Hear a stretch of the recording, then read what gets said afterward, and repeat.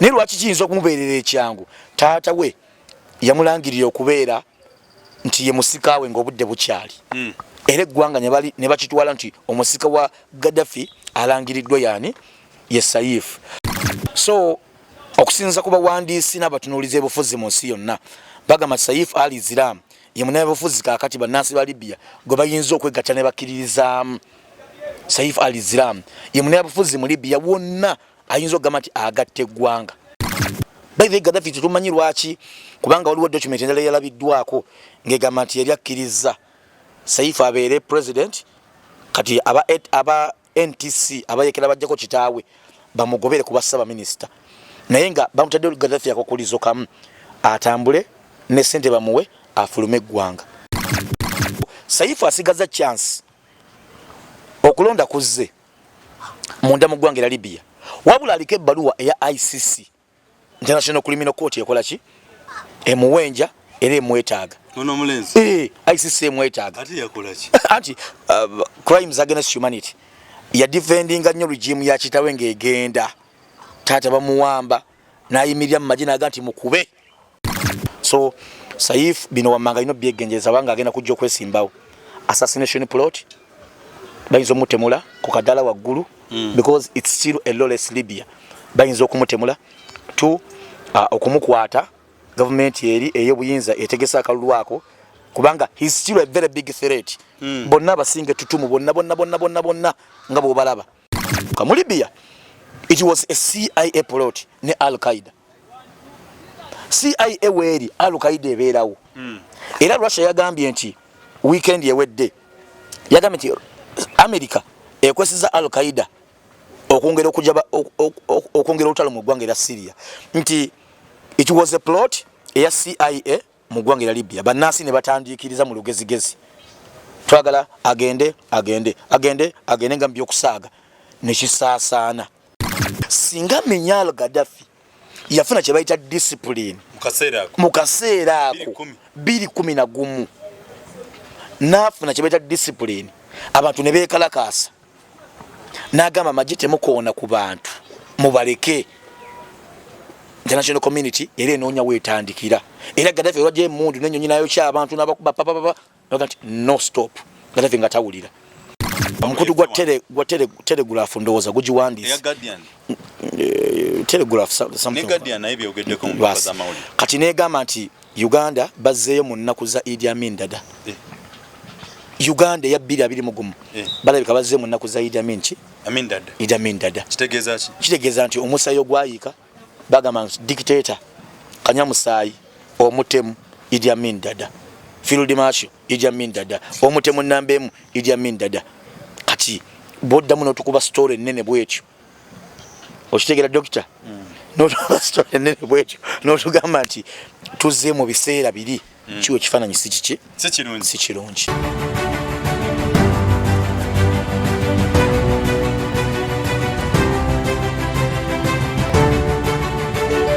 So n'olw'ensonga eyo nga tumaliza program efunako olwaleero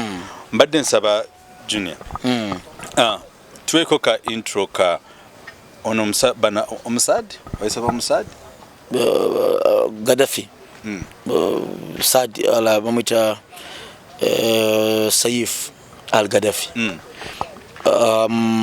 nga tumaliriza Saif al-Gaddafi mutabani wa Menya al-Gaddafi waliwo a very big plot nti ayinza okudda mu bukulembeze bw'eggwanga erya Libya naye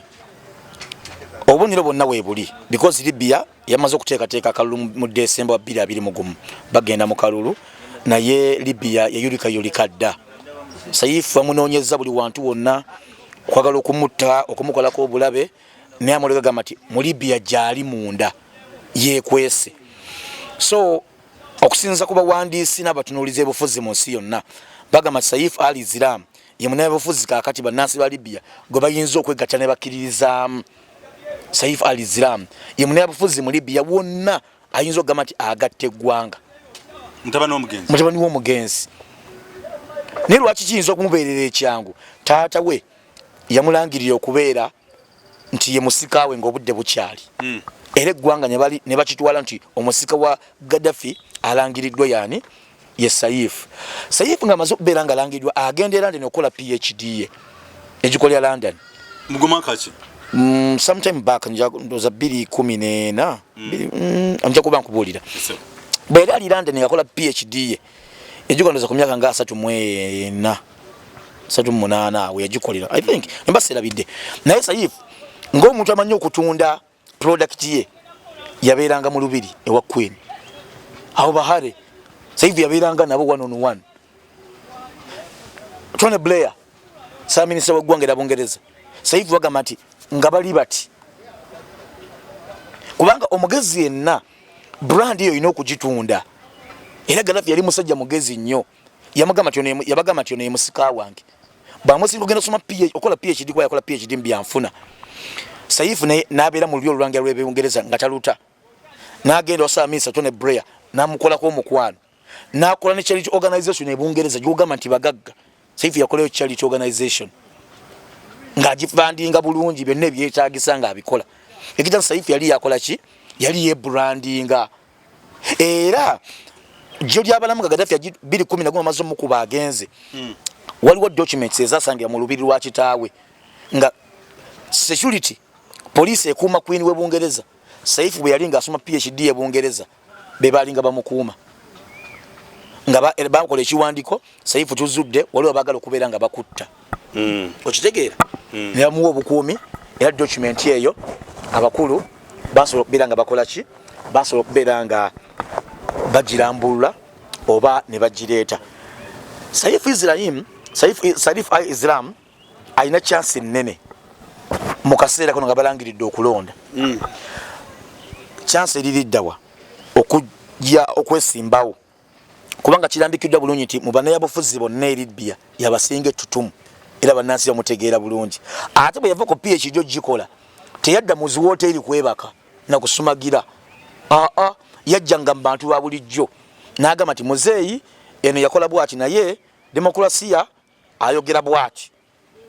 ng'akomyeyo mu Libya ewaka kyoliko naye agezaako okuvumirira ebyabitali bituufu yabiraganga abantu ebinga tebigenda bulungi naye nga it was kali kakodyo ne kitaawe nti tumubranding tumuzimbe ng'abangeza amaze okukkiriza nti Saif could be the next leader of what of Libya agenze mu royal family ate yo kasito giyingira amaze okugenda wa Tony Blair sa minister amwekutta amulina polisi ya Bungereza ekuma Queen nga nayo yamukumako wa Ebungereza kati branding amaze okukola ki ogiteekayo kati kyosigaza kyosomye kiteke mu nkole waka abangeza bakola nti demokrasiya kati balage demokrasiya tukola ki asobola okukola ne mu Libya era yasigala atambula mizikiti mu byalo Benghazi yonna ng'alagamba nti banedde eggwanga ligenda kutereera eggwanga literedde muzeeyi akoze bino bakulembeze bangi mu Africa tebabikoledde bantu baabwe demokrasiya tumwagala mu Libya akole jenjiri gyakola ki gyatambuzanga ogaba yali musajja mugabi nnyo Saif oyo bayi Gaddafi tutumanyi lwaki kubanga waliwo document endala yalabiddwako ng'egamba nti yali akkiriza Saif abeere president kati aba NTC abayekera bajjako kitaawe bamugobere kuba saba minister naye nga bamutadde Gaddafi akokulizo kamu atambule ne sente bamuwe afulume eggwanga mu kati w'omwaka gwa 2010 gw'omwezi gwalinga gwa gutandikiriza ng'ebintu biganye bamuga Gaddafi abasajja bagenda kukuba bagamba kola ekintu kimu kwati ntebe gikwaza Saif oludda lyo olukulwanyisa abakuyekera bajje sa minister Saif akole n'abasajja ba government yaki empya oba eyawamu naye on condition nti oyino fulume eggwanga ne family ye bonna abasigadde Gaddafi naganze sifiira ku mawanga yesi fuluma Libya awe kyayikira so Saif asigaza chance okulonda kuzze munda mu ggwanga Libya wabula aliko ebbaluwa eya ICC International Criminal Court ekola ki emuwenja era emwetaaga ono mulenzi ICC emwetaaga ati yakola ki anti crimes against humanity ya defending nnyo regime ya kitawe ng'egenda taata bamuwamba nayimirira mu majina aganti mukube teri kuwamba taata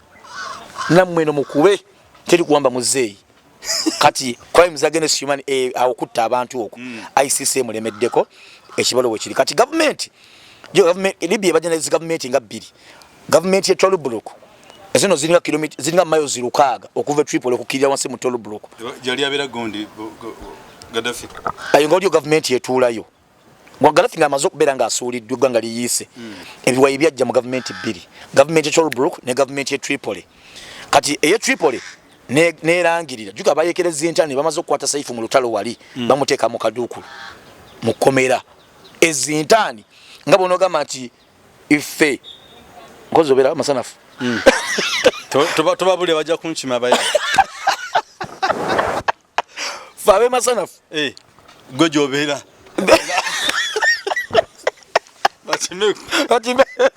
akati Libya bwe malafuka lawless abe masanafu abavubuka n'abakulu ku kyalo bakwata emigemera wala bagamba nti wano waffe twagala muntu asalimbirawo bamba kazoni yako after Libya becoming lawless abe nankole bagamba nti naffe tukoze eki tuwambye wano wachi waffe na wano waffe abe jindi Libya wote befuka lawless nga Gaddafi yakoze eki amaze okugwa hakati abayegereza intani baga ezintani wani waffe tetwagala asala Saifu tumulina kati government ya NTC elewombye obuyinza eri Tripoli egamba Saifu aliziramu tumusalidde omusango agenda kalaba abezintani ne bakontrola ne bagati tetujja kumubawa naffe no waffe ffe tukulembera eno abe Tripoli bagamba tumuteeka kalaba ICC isize ekiwandiiko naffe tumwagala kati abayekera obuyekera bali bamulina bali bamukutte bagamba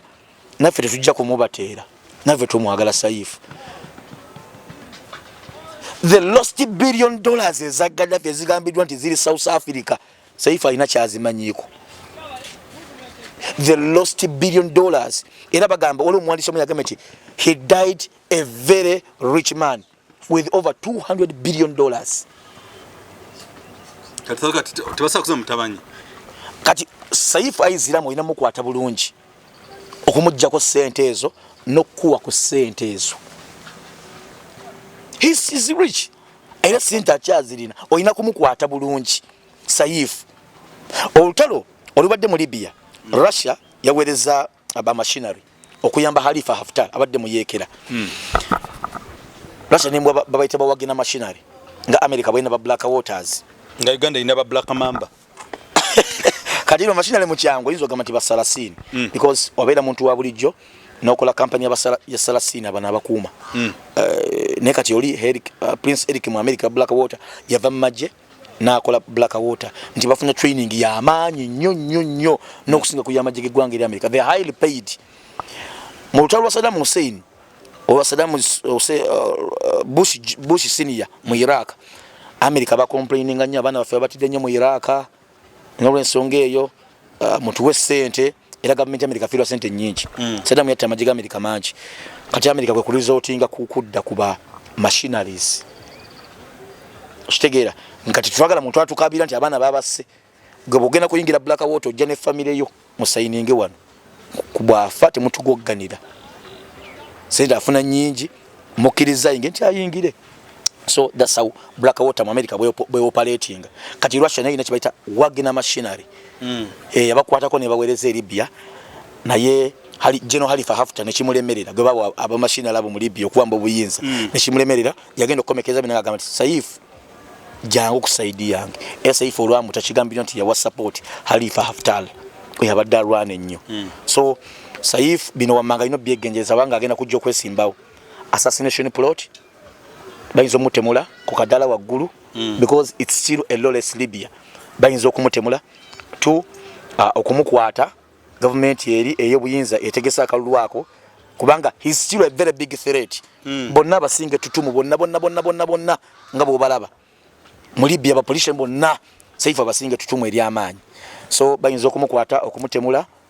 oba okumulusuulamu mu bufunze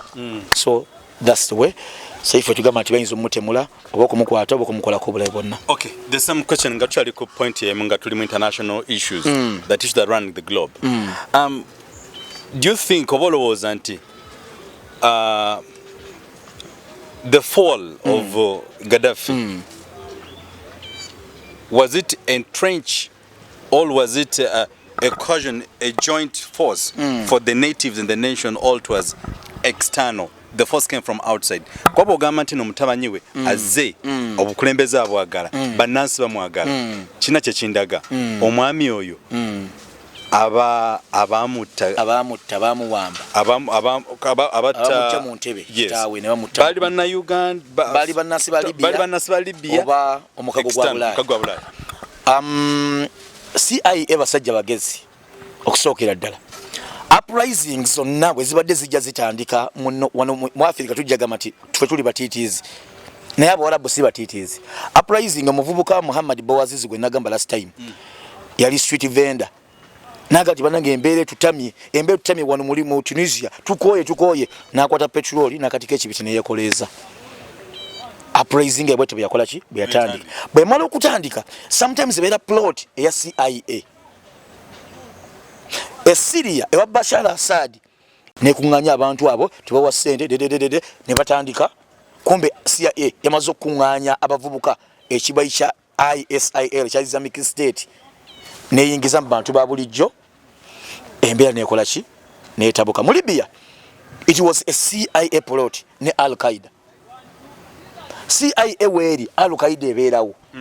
era Russia yagambye nti weekend yewedde yagambye nti America ekwesiza Al-Qaeda okongera okujaba okongera olutalo mu ggwanga lya Syria nti it was a plot eya CIA mu ggwanga lya Libya bannansi ne batandikiriza mu lugezigezi twagala agende nga mbyokusaaga ne kisaasaana. Of course kirevolingira ground international intervention okulabika nti ekola ki ejja era nabadde nawe ennyumyako batwanyumyako naawe nti abantu bagambanga emmeri e Mombasa politician omugezi e Kampala ofuna kye bayita discipline notajogera nako otya mu kaseera ako Kyagulanyi ne bwayingira ekibuga temukuba muntu yenna eyinza ofa obutukirawo netuuka temukuba because bali bagala ground ebatandikira era abasajja bano Kampala bagezi mu kiseera ky'emmeri bagezi nnyo nnyini ddala ne bwe walitandise bali kutte bwe bati olenge gye bakuttemu Kyagulanyi nga avudde ku popola yingidde ekibuga bawakire bamukutte n'okuteeka omusango okwekalakaasa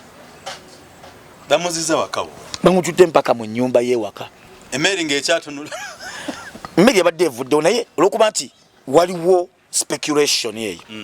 nti mumutanula embeera because abantu bali bafudde nga 18 mu kwekalakaasa era 17 November 2020 America negamba nti temuddamu okutta abantu kati ofuna kye bayita discipline singa menyalo Gaddafi yafuna kye bayita discipline mu kaseera ako 2011 nafuna kye bayita discipline abantu ne beekalakaasa n'agamba amagye temukoona ku bantu mubaleke international community era enoonya weetandikira era Gaddafi olwajja emundu n'ennyonyi nayo ky'abantu n'abakuba papapapa naga nti no stop Gaddafi nga tawulira NATO nejja international community yes nejja n'ennyonyi zaayo ne batuwa n'ekiseera Gaddafi namuggyako obwengula nga takyasobola kuyimusa nnyonyi yonna mu bbanga nga tekukyali flying zone nga talina flying zone bali mututteko eggwanga lyonna so eyamubalira tiyamubalira bulungi semba wakati awo international community mu Uganda badde tulaba bukosi badde eyogera yakolawo ki olwokuba nti Uganda tubadde mu kalulu ka 2020 embeera we yaligagidde Kyagulanyi butagenda mu kalulu ako oba kabuukira mwe bamuka kyo governor Lufeenya because yagamba nti kasoyingira mu kalulu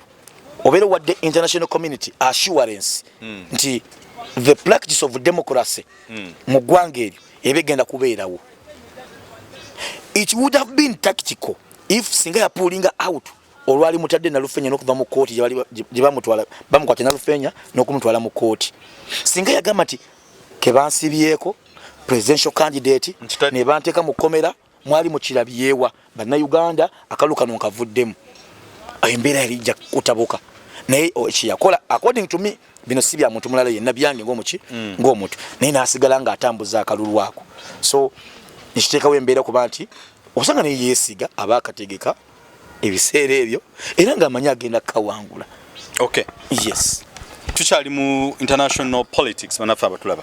Kakati abalira President Museveni mugezi okusinga ali abalira Libya president. Mugezi era sana credit. Oba yebalira. Mugezi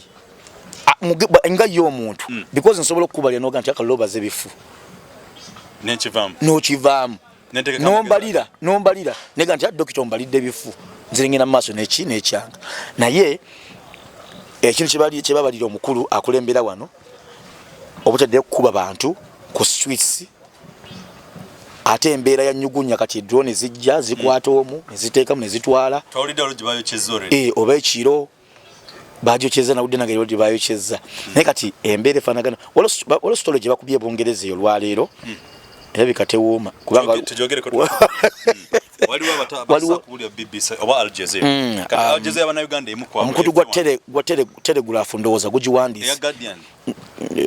telegraph something Guardian naye byogeddeko mu mpaka z'amawulire kati neegamba nti Uganda bazzeeyo mu nnaku za Idi Amin Dada Uganda ya 2021 balabika bazzeeyo mu nnaku za Idi Amin Dada kitegeeza nti omusayo gwayiika bagamba nti dictator Kanyamusaayi omutemu Idi Amin Dada Field Marshal Idi Amin Dada omutemu nambemu Idi Amin Dada kati bodda muno tukuba story nene bwetyo okitegera doctor notukuba story nene bwetyo notugamba nti tuzze mu biseera biri kiwe kifaananyi si kirungi embozi bigwa byokya naye ekyesiza okuneewunyisa nti mutabani w'omugenzi Idi Amin Dada Gaddafi Saif al-Islam akomyeyo mukulembeze atanadda mukulembeze naye akomyeyo ali mu race special ziraga nti ayinza okujja speculations amangambe zitambula ziraga nti ayinza okujja kuba balonda bagenda mu December. Okay, obudde obusinga bagamba akyogera se akireta singa tuhabula va mu nsi ya Uganda oba singa abawumudde bannaffe bagamba simanya abantu babayitawo abakwata abantu ekiwamba abantu ekiwamba abantu nemukwata nembajjamu enjani nembakuba tubegaide mufete mutukwate lwasonga fetukyogeddeko bwogezi ate oli mugole owaye mundeke tukyali mugole ngenda mu bugole mudu kakati singa aba afudde President Museveni olwaleero akyogerako si yakireeta president kyakwagala beera mulamu nengamba singa abavudde olwaleero muhoozi bana Uganda bayinza omwaniriza nga candidate tomutunze omutunzeewa gamba tamutunze togamba nze kati tamutunze nkuwadde example ya Saif al-Islam ayimuka agenda n'aleka ebyali ewaka n'agenda akola PhD naye mukola PhD yakoma mu kigiraasi mukka nkugambe nti yagenda ngewa Queen n'ayogana bana abalangira abaliwo abato ewa Tony Blair alwali mukola makubo oluye brandinga ate Gaddafi yamuyita musika ng'obudde bukyali nze nyizo gamba nti ono ye musika naye abalabaga okuva lwe yagamba nti musika osanga yali mwandiza keddusi osanga yamuwandako neddusi lyokulembera eggwanga waliwo kitugambyeko tukitugambanga gambo natana bakukitugamba tana kitugambako osonga munze nange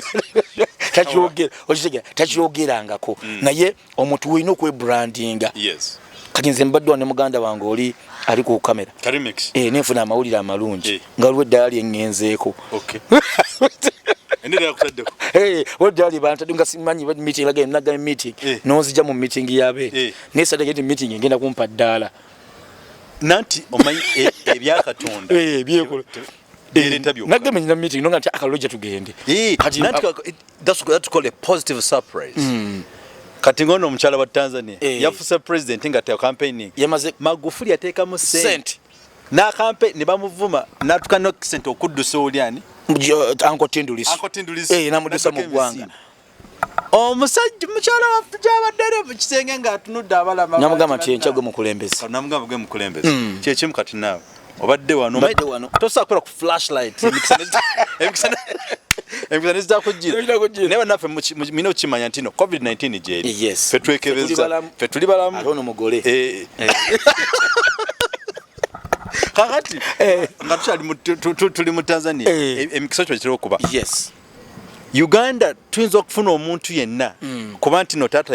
yali president nafuna gotugattako kuba Amini Dada batabanyi be gye bali mu Uganda gye bali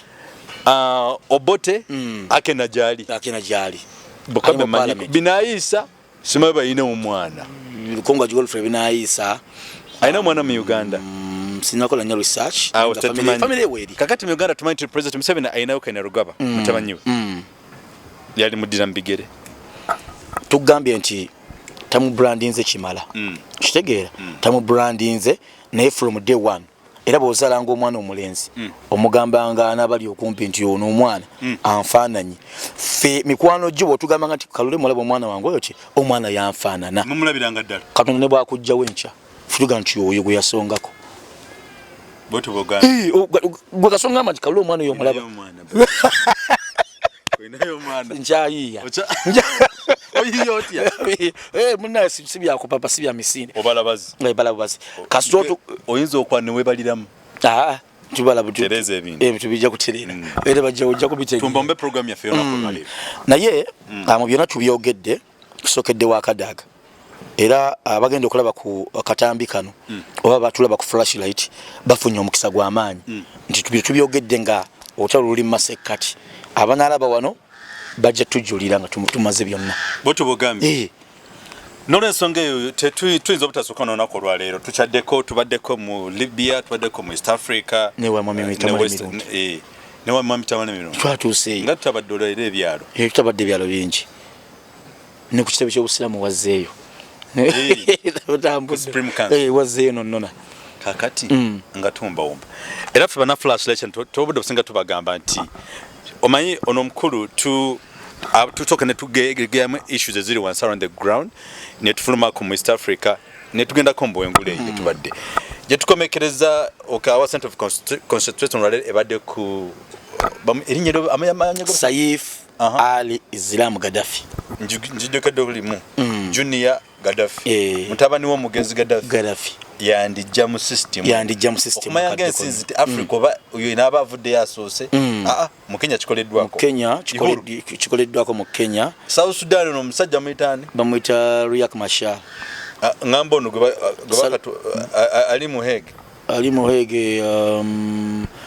owa South Sudan oba wa Uganda nedde wa Uganda ali mu si mu Uganda mu South Sudan omusajja n'omwarabu Omar Bashir yes abadde n'abaana Bashiru bagata ina bana bayida Bashir oyo omusajja afuze gonde Sudan okimanyi nti waliwo mu minisita we yafa minisita we bwafa n'amugamba nti afudde nti ye kampo we mukazi we n'amuwoowa lwaki nkubuziza bwendi nti no Africa gye yakoma okuba n'emikisa gye yakoma n'okufuna ebisiraani nze siriimu mu Africa kakati n'olwensonga eyo omusajja yafuga Sudan paka last yogera abaana babiri abaana be tebagere bagamba omusajja alinga atazaala baana naye abadde atwala bakabaana yabadde yamuwoowa obusiraamu bukkiriza bukkiriza mukazi bwafa osobola omuwoowa bawe bwafa osobola okuddamu n'omuwoowa sambo tukiriza nze kwera mu ntaana ya mu imagine nga nfudde kalule nkuloga mu ntaana tuva no nako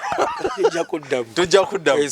n'olwensonga eyo olunaku lwaleero mwebale nnyo mwebale kutwagala tusimira ddala era nga bwe tubategeeza tutakuba different programs international programs inome program tetwajja na introduction ya international politics nenga twabategeeza nti tusookera ku issues eziri around the globe wano wansi waka ne tutambulako ne tugendako e Bulaaya bannaffe tubagala nnyo nkiddamu tubagala nnyo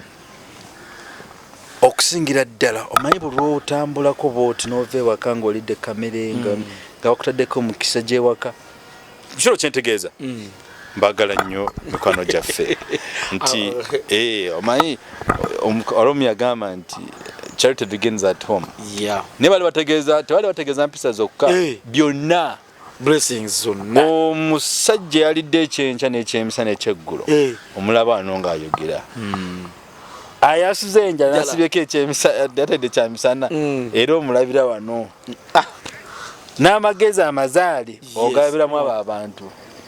Tuvumira abakuba abantu, tuvumira abawamba abantu, tuvumira abasekerera abantu. So for that reason mubere mu bantu nga muli n'essanyu. Amakuwamba abantu mu Uganda kikiruma. Kada agatukwagaliza obuwanguzi bonna bogenzeeyo. Nze mbumwagaliza kwa nti mukyala.